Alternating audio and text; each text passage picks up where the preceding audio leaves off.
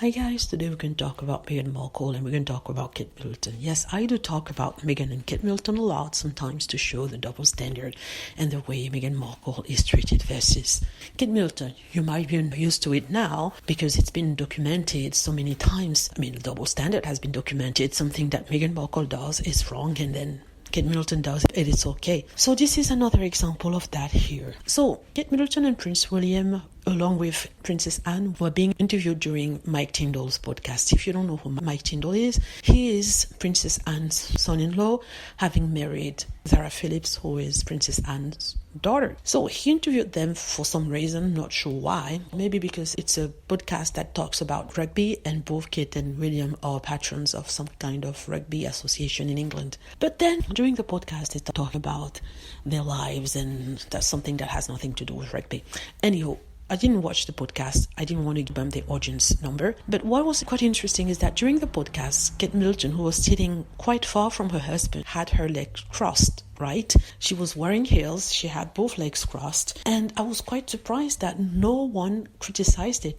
No tabloid or media or other platform criticized it the way Meghan Markle was criticized when she did less than that. If you remember back when the Queen was alive, she invited Meghan Markle along for a visit and they traveled together. At one point, they were in public and they were sitting. Meghan Markle didn't cross her legs. She slanted a bit, putting them together. The tabloids at the time slapped Meghan Markle for crossing her leg, but she hadn't crossed her leg. Actually, she just slanted it a bit. So the tabloids were like, yeah, normally it's customary in the royal family as per protocol to not cross your legs. It's not something that should be done. It's completely crass for Meghan Markle or for Meghan Markle to do such things. She knows protocol. She should have followed it. And yet people were saying that no, she did not cross her legs. She just slanted it a bit.